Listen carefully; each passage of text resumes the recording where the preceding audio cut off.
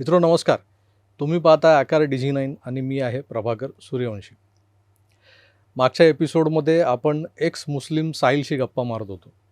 त्याचाच जो पुढचा भाग आहे तो मी तुमच्यासाठी घेऊन आलो आहे. अर्थात प्रश्नोत्तरं हिंदीत असतील. तर माझ्या डोक्यात जे काही चाललं आहे या सगळ्या घटनांच्या पार्श्वभूमीवर, त्याची उत्तरं जी इस्लामशी निगडीत आहेत त्याची उत्तरं मला एक्स मुस्लिम साहिलकडून घ्यायची होती. म्हणून मी संपर्क साधला आणि आज आम्ही गप्पा मारतो आहे. मागच्या एपिसोडमध्ये बऱ्याच गोष्टींचा उलगडा झाला. एक्स मुस्लिम ही काय कन्सेप्ट आहे ती कळली आपल्याला. हदीस आणि कुराण याबद्दल जो आपल्यात संभ्रम होता तोही मला वाटतं आता बऱ्यापैकी संपला असेल. आता आपण ह्या एपिसोडमध्ये 2-3 अशा महत्त्वाच्या मुद्द्यांवर बोलणार आहोत की ते सगळे मुद्दे तुमच्याही मनात लपलेले आहेत. साहिल जी नमस्कार. नमस्कार. फिर से एक बार आपका स्वागत. बहुत शुक्रिया. ये जो कुछ बातें जो है हमारे जहन में चलती है हमेशा, उसमें एक ऐसी भी चीज़ है जो आजकल हिंदुत्ववादी उसके ऊपर बवाल मचाते हैं. ऐसा कहा जाता है कि लव जिहाद. लव जिहाद एक कंसेप्ट है कि मुस्लिम लड़का हिंदू लड़की को फांसता है, फंसाता है, फिर शादी कर लेता है. आगे क्या होता है वो आपको पता है. तो वो जो चीज़ है, वो कंसेप्ट पे जो बवाल होता है हमेशा, उसके चलते किसी से मेरी 1 महीना भर पहले एक बहस हुई थी. तो वो जो क्या कहते हैं उनको, मोहतरमा थी, उनके मुंह से ये बात निकली थी कि लव जिहाद एक कंसेप्ट आपने क्रिएट किया हुआ है. ये जो राइट विंगर्स हो या हिंदुत्ववादी हो, उन्होंने क्रिएट किया है क्योंकि हमारे इस्लाम में लव ये कंसेप्ट ही नहीं है. तो मैं थोड़ा सा उस वक्त भी चकमा खा गया था कि ये सब ऐसा कैसे हो सकता है कि आदम और हव्वा जो पहले आए इस दुनिया में और उनसे ही हमारी उत्पत्ति हुई है सबकी. आपके इसमें आदम हव्वा है, एडम एंड ईव कहते हैं, नर मादी हमारे इसमें जो है. तो उनके बीच अगर प्यार नहीं है, लव नहीं, ये कंसेप्ट ही नहीं है, लव, इश्क, मोहब्बत, प्यार जिसे कहते हैं, वो ही नहीं है, तो फिर ये सब दुनिया की जो पैदावार हुई है वो होती ही नहीं. इस्लाम में लव ये कंसेप्ट नहीं है, ये मुझे कुछ समझ में नहीं आया. असल में इस्लाम में एक चीज़ जब निकलती है तो उसमें 100 चीज़ें निकल जाती है. अब आपने इस्लाम का जो कॉन्सेप्ट है हज़रत आदम और हज़रत हव्वा का, तो वहाँ आप देखिए कि ये वाला जो खुदा है, मेरे नज़दीक तो मैं इसको बेगैरत खुदा बोलूँगा. क्यों? क्योंकि आप इस्लामिक जो स्क्रिप्चर्स है, उसके जो तफसीर है, उसमें आपको मिलेगा और कुरान में भी मिलेगा कि एक जोड़े से अल्लाह ने फिर आगे कबीले और ये सारी चीज़ें बनाई. और आपको तफसीर में ये मिल जाएगा कि जो हज़रत आदम और हज़रत हव्वा के बच्चे थे वो ट्विंस पैदा होते थे, एक लड़का एक लड़की, फिर दूसरे प्रेगनेंसी में एक लड़का एक लड़की. तो ये जो लड़का है पहले वाला, वो दूसरी वाली लड़की से शादी करेगा और वो जो पहली लड़की है वो दूसरे वाले लड़के से शादी करेगी. ये भाई बहन एक दूसरे के साथ शादी कर रहे हैं, सेक्स कर रहे हैं और औलाद पैदा हो रही है. तो आप सोचो कि ऐसे को क्या कहते हैं. बहन को जो बहन भाई में शादी और ये सब नहीं, बहन के साथ जो सेक्स करे उसको क्या कहते हैं? तो गाली हो जाएगी. तो मुसलमान पूरे वो वाली औलाद है. अगर ये कॉन्सेप्ट अगर आप देखो, ठीक है, मैं नहीं मानता हूँ ये सब, लेकिन मैं बोल रहा हूँ कि आप लोग इन चीज़ों पे गौर करो कि ये कैसा अल्लाह है जो भाई और बहन के साथ सेक्स करवा रहा है और उससे दुनिया को आगे बढ़ा रहा है. क्या ये खुदा जो है 5-6 जोड़े नहीं भेज सकता था कि वो 5-6 जोड़े के बच्चे जो है वो आपस में, भाई बहन का एक ही ऑप्शन बचा था अल्लाह के पास, और वो ऑल पावरफुल है, ऑल नोइंग है. ये चीज़ें नहीं पता थी, इसको गलत माना जाएगा. तो एक चीज़ तो ये हो गई. इस पे मोमिनों को थोड़ा सोचना चाहिए कि हम किस खुदा को मान रहे और उसको मान के हम लोग क्या बन रहे, किसकी पैदाइश है हम. हाँ, ये बात सही है कि इस्लाम में शादी से पहले ये प्यार व्यार का चक्कर, ये सारी चीज़ें नहीं है। लेकिन इसको मानता कौन है?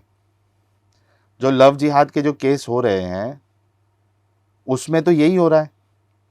लड़का जो है वो हिंदू लड़की को या दूसरे जो रिलीजन वाली लड़की है उनको फंसा रहा है।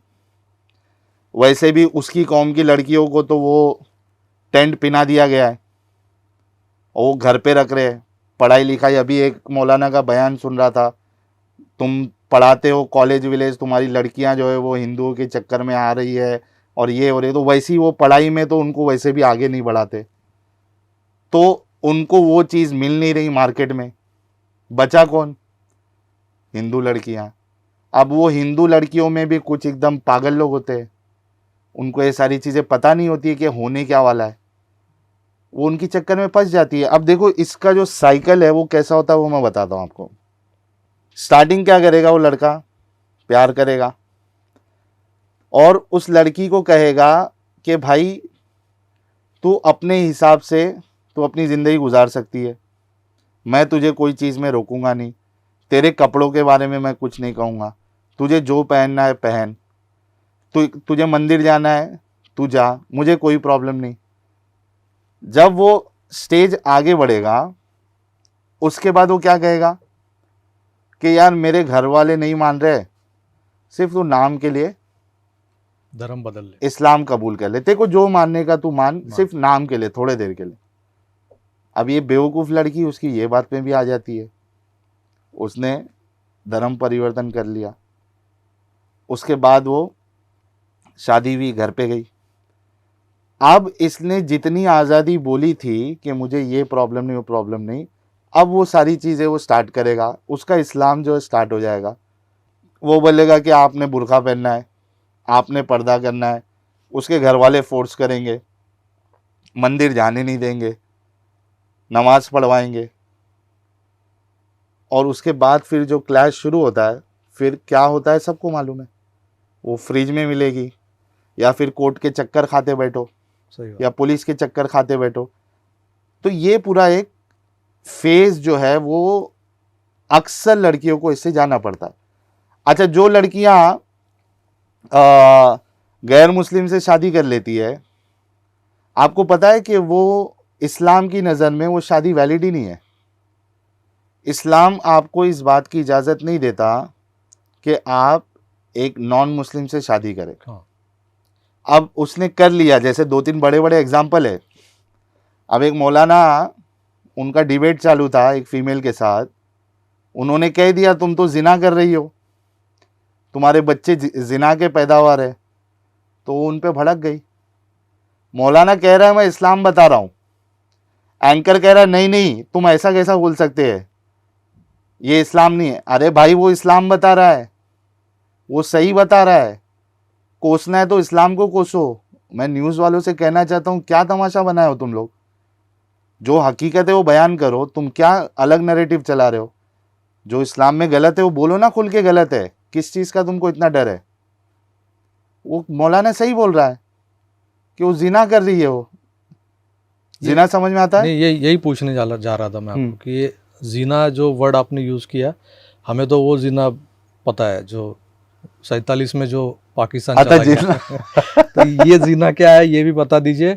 और ये मेरे ख्याल से ये आपका ट्रैक उसी तरफ जा रहा है कि ये जो हिंदू लड़कियां मुस्लिम से शादी करती है, हाँ। तो उनको उनके जो बच्चे होते हैं वो बच्चे जायज़ या नाजायज़ इस मोड़ पे आके रुक जाती है गाड़ी मेरे ख्याल से। जिना जो है ये अडल्ट्री को कहते हैं। अच्छा, आउट ऑफ मैरिज जो सेक्स होता है उसको जिना कहते हैं, ठीक है। तो ये लोग जो है ये आउट ऑफ मैरिज सेक्स कर रहे हैं, अडल्ट्री कर रहे हैं, और इनका जो बच्चा होगा वो इस्लाम की नज़दीक वो लेजिटिमेट नहीं होगा, क्योंकि निकाह नहीं हुआ, अपना धर्म परिवर्तन नहीं हुआ है। धर्म परिवर्तन उसने करा लिया तो ठीक है, लेकिन कुछ एग्जाम्पल्स मैंने बताए ना कि लड़की मुस्लिम है, फेमस, मैं नाम नहीं लेना चाहता, लड़की मुस्लिम है, शादी नॉन मुस्लिम से किया। स्वरा भास्कर को ले लो।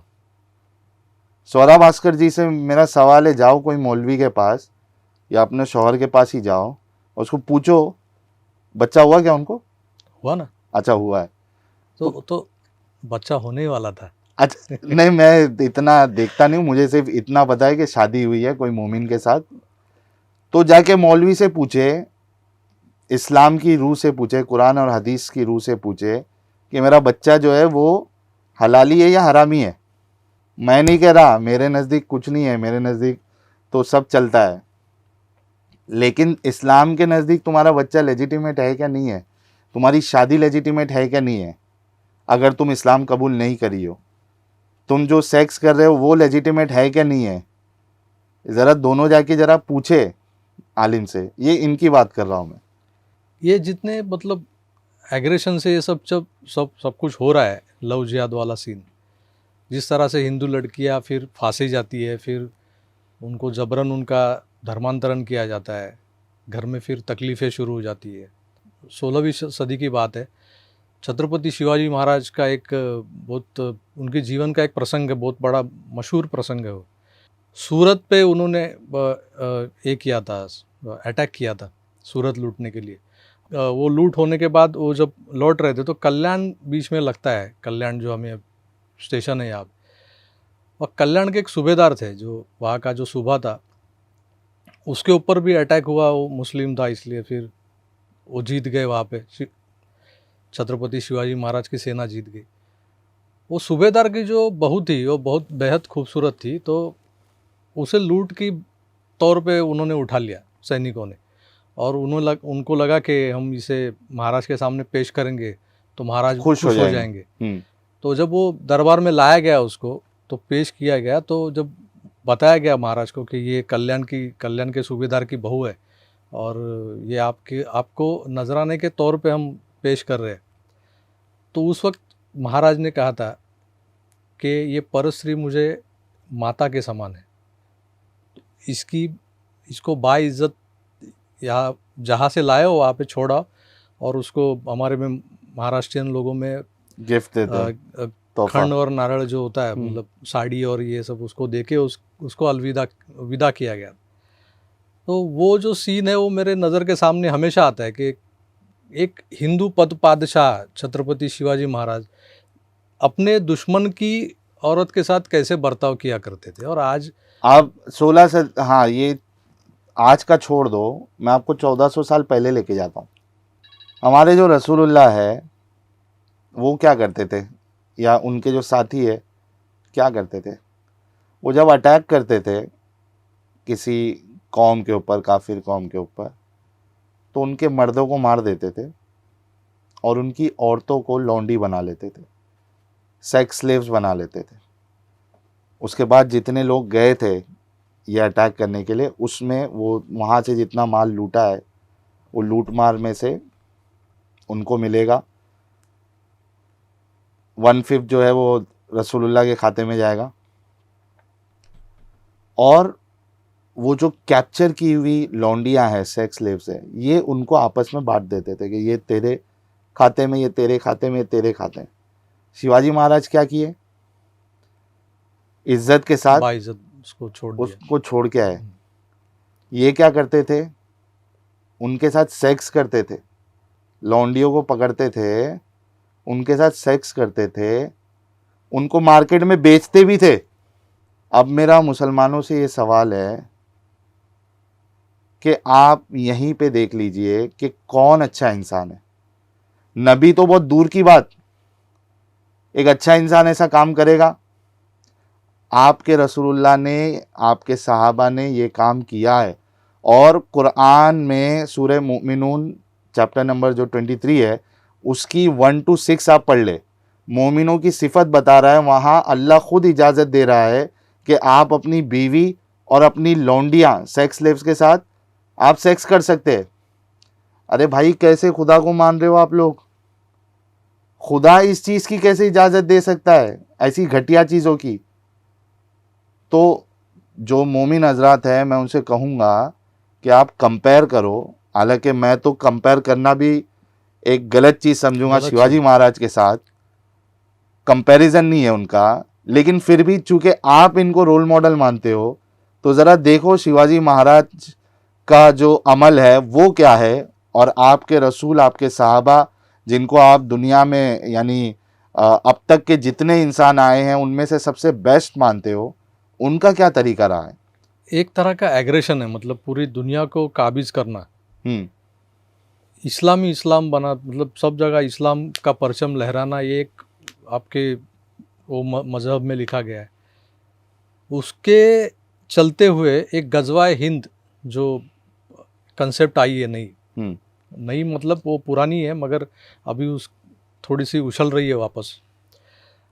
साथ साथ मुझे अभी लग रहा है कि जो इज़राइल हमास जो कुछ चल रहा है पैलेस्टीन और इज़राइल के बीच में, उसके पीछे भी ये एग्रेशन का ही एक फंडा है, जो उसकी वजह से ये सब बखेड़ा क्रिएट हुआ है। देखिए, ये शुरू कहाँ से हो रहा है? ये इस्लाम का जो कोर कॉन्सेप्ट है पूरी दुनिया पे कब्जा करने का, यही कॉन्सेप्ट लेके रसूलुल्लाह निकले थे। मक्का में तो कर नहीं पाए, ना लोगों को बेवकूफ़ बना पाए।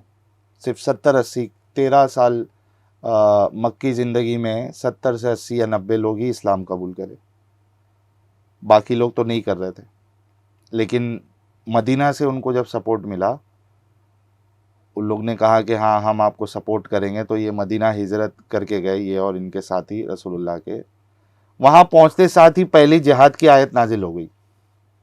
सूरह अनफाल की आयत नंबर 34 है, जिसमें अल्लाह कहता है कि पूरा का पूरा दिन अल्लाह का ही होना चाहिए, कानून अल्लाह का होना चाहिए। फिर सूरह तौबा सूरह नंबर 9 आयत नंबर 29 में है कि लड़ाई करो उन लोगों से जो अल्लाह और आखिरत के दिन पे ईमान नहीं रखते, अल्लाह के कानूनों को नहीं मानते। लड़ाई करो उनके साथ, यहाँ तक कि वो जलील होके अपने हाथों से जिजिया ना दे दे। तो ये जो कॉन्सेप्ट है, ये कुरान से और रसूलुल्लाह की ज़िंदगी से आता है कि पूरी दुनिया में कानून सिर्फ इस्लाम का चलेगा, और आपको अगर इस्लाम कबूल नहीं करना है तो छोटे बन के रहो, और हफ्ता वसूली करेंगे हम, जिजिया लेंगे। ये हफ्ता वसूली है। हमने आपकी जान बख्शी, आपको नहीं मारा, उसके बदले में आप क्या दोगे? हफ्ता वसूली करोगे, हम करेंगे, आपको देना पड़ेगा। और ये जो हमारे यहाँ के मोमिन हजरात है, ये इतने चालाक होते हैं, इसको टैक्स बताते हैं कि ये टैक्स है, हफ्ता वसूली नहीं है, गुंडागर्दी नहीं है। मुझे एक बात बताओ, दुनिया का कोई भी एक ऐसा कोना है जहाँ पे रिलीजन के बेसिस पे टैक्स लिया जाता है? टैक्स जो है वो इनकम के बेसिस पे होता है भाई। रिलीजन के बेसिस पे कौन सा टैक्स होता है कि तुम मुसलमान है तो तुम्हारे लिए अलग, तुम हिंदू है तो तुमको अलग, तुम सिख है तो तुम्हारे लिए अलग, तुम ईसाई। अब तुम्हारे ऊपर इस तरीके से यहाँ हिंदुस्तान में हम लगा देंगे तो आरआर करेंगे नहीं करेंगे? बाहर रोड पे निकलेंगे नहीं निकलेंगे? ठीक है, तुम लोग मुसलमान है, तुम्हारे ऊपर ये अलग से टैक्स, बर्दाश्त करेंगे तुम लोग? हैदराबाद वाला भाई बर्दाश्त करेगा? नहीं करेंगे ना। तो तुम दूसरे के बारे में क्यों नहीं सोचते ये सारी चीजें कि रिलीजन के बेसिस पे टैक्स कैसे होगा? नहीं हो सकता। तो असल कॉन्सेप्ट ये है कि पूरी दुनिया पे कब्जा करना है।